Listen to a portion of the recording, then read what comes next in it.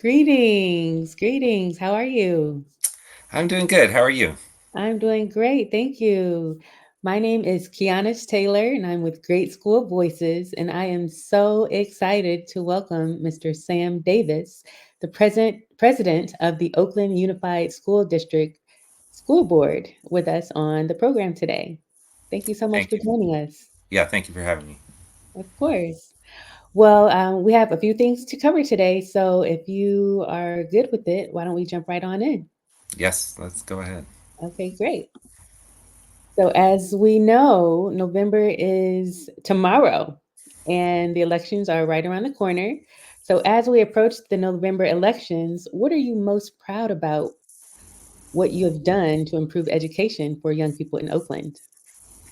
Well, yeah, and happy Halloween. Happy So yeah, Halloween. I'm not wearing my costume yet, but um, it's funny.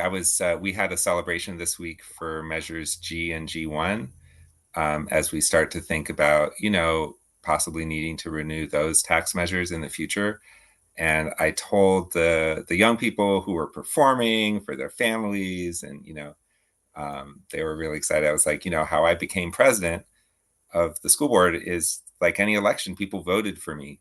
And elections have very big consequences. And we all know we have one of the most consequential elections of our lifetime coming up next week. But so my proudest moment was leading the campaign for Measure H, which renewed Measure N, and it funds all the work in our high schools for career and college pathways. And it passed by 82%, which was just a ringing endorsement of how successful that work has been, and a real testament to the young people who were active in that campaign. And that was my most joyful moment on the school board, working with the young people, knocking on doors, hearing from them how meaningful the pathways have been in their lives, the internships, the work-based learning, the dual enrollment college classes that they got to take on their campuses. So yeah, renewing Measure N through Measure H and guaranteeing that funding for our high schools for another 14 years was absolutely my proudest moment. Wow, congratulations. Thanks. Over 80% is outstanding. And also to have the children involved in civic readiness, college readiness as a part of their education is extremely commendable. Yeah, and we're so excited to see, youth vote get implemented. So I think that's another piece that I'm proud of, is having supported the young people and getting that to be implemented this year. That is a So yeah, great success. there's many things. Yes, absolutely. Okay. Well, straight and simple, is Oakland public education moving in the right direction? Well, we'll find out. I mean, I don't know if you saw Ashley McBride's article yesterday about the $95 million deficit that we're facing, but it ended with a quote from our county superintendent, Elise Castro, that I thought was very, very to the point. And it says, "We're at a fork in the road." And so when you say, "Are we moving in the right direction?" I think we are at that fork. And it's like, okay, which way are we turning, left or right? And one fork is we take the very, very painful and difficult steps that we have to in order to adjust our budget. We're recovering from the pandemic, and we're coming to the end of the pandemic relief funds that allowed us to postpone some of these difficult decisions while we were just wrestling with the pandemic. But now the pandemic's over and the pandemic relief funds have dried up, and we don't have an Oakland Coliseum that we can sell to put off the decision by a year.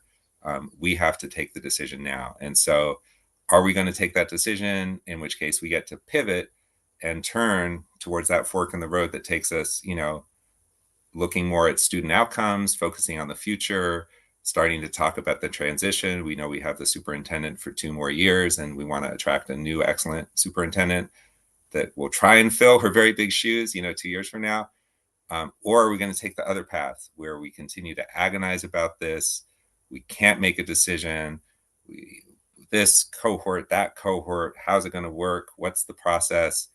And we end up, more severe county intervention, constant conflict with the county, where the county trustee is having to stay and rescind labor contracts and individual contracts that are on our agenda, and individual decisions, and individual new positions, because she's worried about us actually being able to stay in the black and meet payroll every month. That's just a period of conflict that could end up with the school board even losing control of the district once again, as it did in 2003. That's no longer kind of a vague possibility or threat. It's actually a very real possibility right now. Like it's kind of a plan B that I hear the county talking about. And so we need to decide which path we're going down, and we only have a couple of months to do it. So that's when I say, it was part of my decision. I saw this coming, and part of my decision not to run for reelection was knowing that at this time of the year, I was going to be very focused on that, and I wasn't going to have capacity to both do that and run for reelection. Understood. Understood. So, knowing that we are at this fork in the road, as you say, what do you see are the challenges affecting the state of Black education in Oakland? I mean, I think the biggest challenge, I was talking about the success in our high schools, where we actually see the graduation rate for African Americans slightly higher than the overall graduation rate across Oakland. And that's thanks to the investments in from Measure N and Measure H that have created career and college pathways where students are not having to choose between vocational or college track. They're doing both because we know that students are more successful in college if they go in with a vision for what career they're doing it for. So we've just seen huge progress in that area. I mean, there's more left to do. We want to see all of our students graduating, not just 75%, but it's a lot better than it was, just a few years ago. I think about 10 years ago, the graduation rate in Oakland was 60%. And so when we look at that dramatic change that's happened in our high schools, we have not seen that level of change for our youngest learners in terms of reading scores. Our reading scores are still very low in Oakland. And so I do believe change is possible, but we need to be able to pivot to focusing on that. And I think there's been some really good investments in Oakland, but specifically the African American reading rate in third grade is atrocious, and that's not acceptable. And so on Tuesday, I got to go out to Korematsu Discovery Academy and to go to different classrooms from TK through fifth grade. And I saw the TKers just transfixed with their reading instructor and all the chants she was doing with them to increase phonemic awareness. I saw students in fifth grade, like working with text and putting things in chronological order. And I saw student writing. I think it was a third grade classroom where students wrote about their dreams. And it was just fantastic work. And I got kind of emotional because in the school board meetings, it just feels like it's budget, budget, budget, austerity, austerity, austerity. And I'm like, when do we get to talk about literacy, about reading instruction? There's some really good work happening that we need to be spreading across the district. But until we as a board get to focus on that and to talk about what are the iReady scores at every school in Oakland, we don't do that in our board meetings because we're so busy agonizing around difficult decisions. I mean, very important decisions, but we need to be able to move on to focus on literacy because that is the civil rights issue of this time. It's a really interesting point that you bring up the third grade reading level in particular, because thinking back, the third grade would have had a really particular impact with regard to reading due to the time outside of the classroom during COVID. That's right. Do you make Yeah. that association as well? I mean, I think third grade is it's just always been, you're up until third grade, you're learning to read. And then after third grade, you're reading to learn. That's always, just and I mean, I think the other piece around the school to prison pipeline, right, is that it's often said that when they're deciding how many prisons to build in California, they look at the third grade reading rates, right? Because that's how it's that stark and that awful in our society. That if you're not learning to read, then you're on the wrong path, and society kind of gives up on you. We can't do that as a society. We can't give up on anybody. We need to rescue everybody and bring them all along. I've been supporting a school board candidate, Patrice Berry, and she's just like so eloquent around the transformative power of education and what it meant for her life, and how we overuse the word empowering, but it's like giving students power to do things with their life. And if they don't feel that power, they're going to find other ways to have power. And that might be on the streets, finding power on the streets, finding power, doing things that they shouldn't do. We need to give students power to make change in their lives through education and career. And that's the vision that the district has to provide to its students. Thank you for that. And expounding on that, what do you see are the solutions for the state of Black education in Oakland? Well, I mean, so specifically on literacy, we have adopted a new curriculum, and it's there's a woman who is a network superintendent at the elementary level, and I just love her to tears, Dr. Bree Moore, and she was talking about, it's not enough to just hand over the curriculum and say to teachers, "Hey, we adopted this curriculum, go use it." It's actually, giving teachers the tools to understand why. It's just like we have to do with our students. You have to, walk them through things, not just hand them the textbook and say, go, go learn this, right? You have to go step by step. And so they've been doing the hard work of working with principals, working with teachers to educate them around why is phonemic awareness so important at the early grades. Why are we shifting our strategies and focusing more on phonics? And it's because it has been effective. I think one of the things that I saw in the visits to classrooms, people I think have this association with phonics. Oh, it's boring, it's drill and kill, it's not creative, it's not joyful.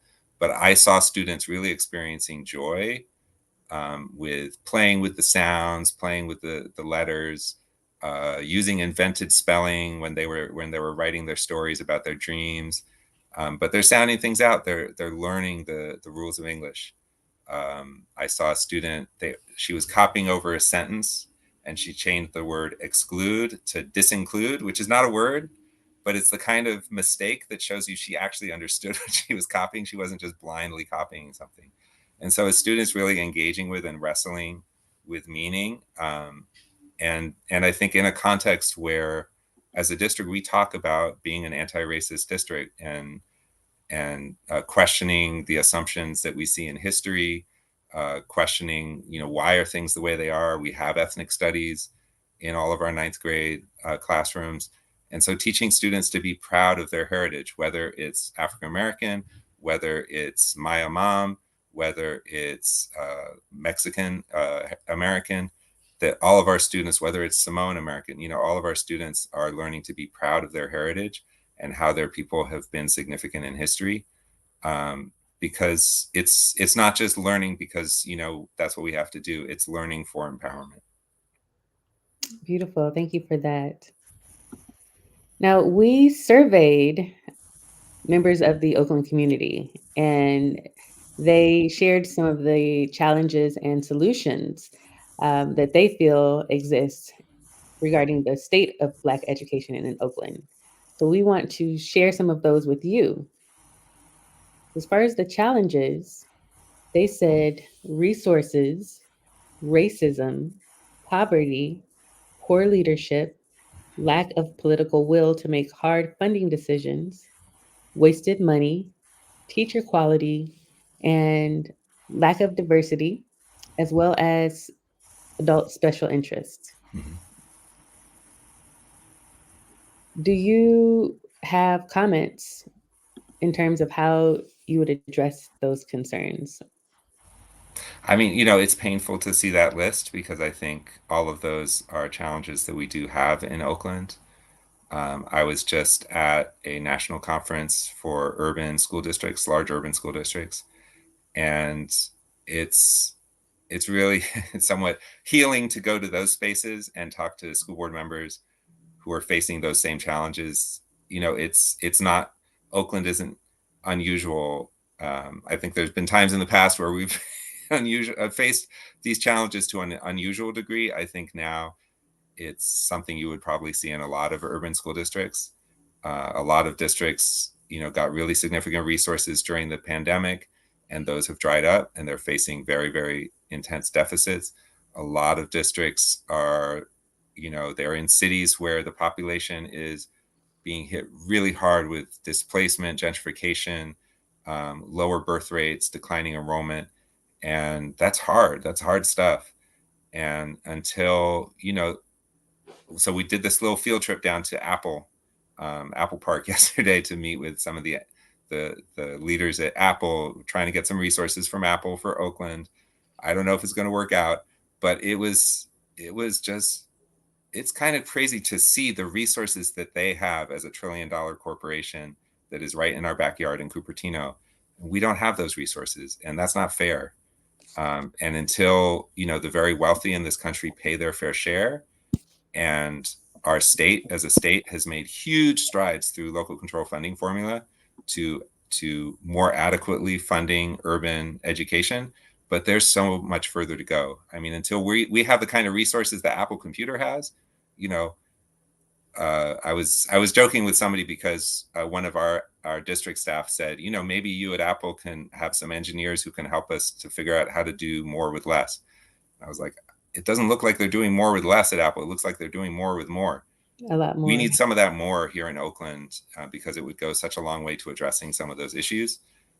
But I think until that happens, we need to figure out how to work together and how to address some of those issues you listed, like make the hard decisions.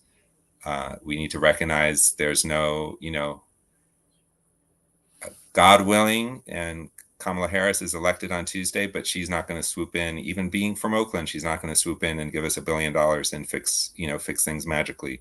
We are going to have to make some hard decisions here because we are in the capitalist structure that we're in, and we face the lack of resources that we face. That is a harrowing description of what's happening in Oakland. Thank you for sharing that. Now, we've talked about the challenges. Let me say one thing, because I don't want to be all doom and gloom. Sure, So let me absolutely, just say one absolutely. more thing, which, I think one of the assets that Oakland has is, I was looking around that room yesterday and I was like, I would take any of our people over any of those, seven-figure making people over at Apple, because I know that the people we have in Oakland in our schools, whether in our classrooms, in our school secretaries, and not everybody's perfect. There's plenty of people who need to be doing a better job, but there are some amazing people on the ground in our schools, leading our district, who are brilliant. And so we do so much with elbow grease and like just the passion that individual educators have, that I am just so moved. This is not the Oakland that I came to, Oakland Unified, that I came to 20 years ago, where there was dysfunction, there was corruption at the highest levels.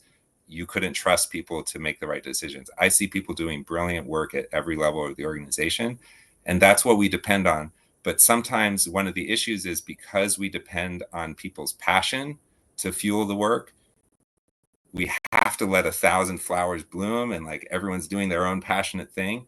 And that's where we lack sometimes coherence of how do we get everybody to agree to do the same thing together.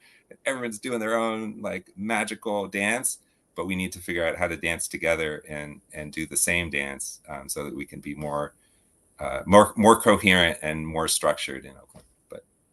But there's some beauty in the individual dances too. Thank you. Thank you for that silver lining. I think that's very important. Now, I want to share with you some of the solutions in that vein.